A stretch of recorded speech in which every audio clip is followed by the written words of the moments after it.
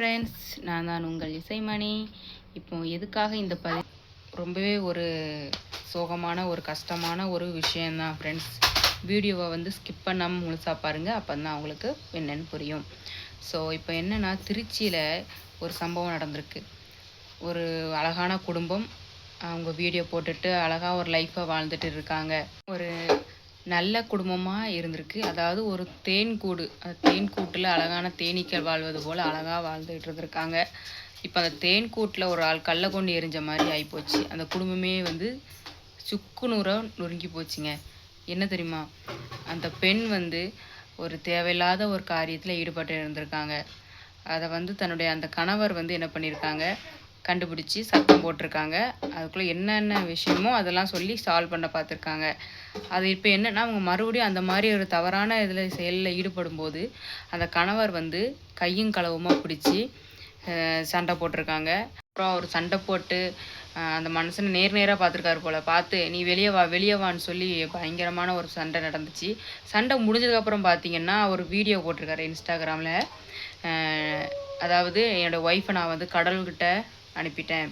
இப்போ நானும் என் குழந்தையும் வந்து கடல்கிட்ட வைக்க போகிறோம். எங்களுக்கு வாழ பிடிக்கலை. எல்லாத்துக்கும் காரணம் அந்த ஊரில் இருக்க அந்த மனுஷன்தான். அவனுக்கு ஏதாவது ஒரு தண்டனை நீங்கள் கண்டிப்பாக வாங்கி கொடுக்கணும் அப்படின்னு சொல்லி வீடியோ போட்டிருக்காரு. அந்த பார்த்த உடனே எனக்கு ரொம்பவே ஒரு கஷ்டமாக போச்சுங்க. அந்த குழந்தை பார்த்தீங்கன்னா, எனக்கு பயமாக இருக்கப்பா அப்படின்னு சொல்லி அந்த வார்த்தை சொல்லி அந்த குழந்தை அவ்வளோ ஒரு தூரம் பேசியிருக்குங்க.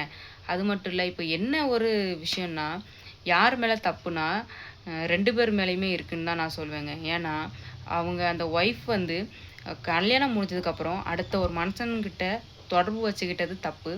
2வது குழந்தை பெற்றதுக்கப்புறம் இந்த ஒரு விஷயத்த வச்சது ரொம்பவே பெரிய தப்பு. இவர்கிட்ட சொல்லப்போனால், இவங்க அந்த வீடியோ பார்த்துட்டாங்கல்ல, கையங்கலமாக பிடிச்சிட்டாங்க. அப்படி இருந்தால் கோர்ட்டில் போய் லீகலாக கேஸ் பண்ணி இவங்கள வந்து வேண்டான்னு விவாகரத்து பண்ணிவிட்டு இவங்க அவங்க லைஃப்பை பார்த்துட்டு இருந்திருக்கலாம். அப்படி செஞ்சுருந்தாங்கன்னா இப்போ அந்த மாதிரி ஒரு விஷயம் நடந்திருக்காதுங்க. அப்புறம் பார்த்தீங்கன்னா,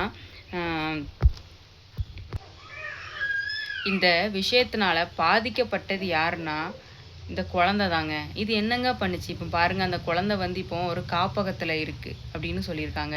இப்போ அந்த பெண்ணோட நிலைமை என்னன்னு தெரியல. ஒருவேளை அவங்க ஹாஸ்பிட்டலில் இருக்கலாம், இல்லை என்னன்னு அது எனக்கு தெரியலங்க. ஸோ இப்போ பாருங்கள், இவங்க மேலே ஒரு 4 கேஸ் கொடுத்து இவங்க இப்போ வந்து போலீஸ் ஸ்டேஷனில் இருக்காங்க. இது வந்து ஒரு விஷயமாக நடந்துருச்சு.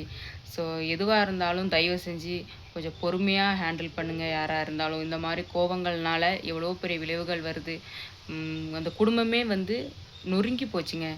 அந்த லைஃப் ஒரு அழகான லைஃப்பாக வாழ்ந்திருந்த லைஃப் முடிஞ்சு போச்சுங்க. ரொம்பவே ஒரு கவலைக்குள்ளான விஷயம். ஸோ இந்த மாதிரி தயவு செஞ்சு யாரும் பண்ணாதீங்க. ஓகேங்க, எனக்கு சொல்லணும்னு தோணுச்சு. சரிங்க, பாய்ங்க.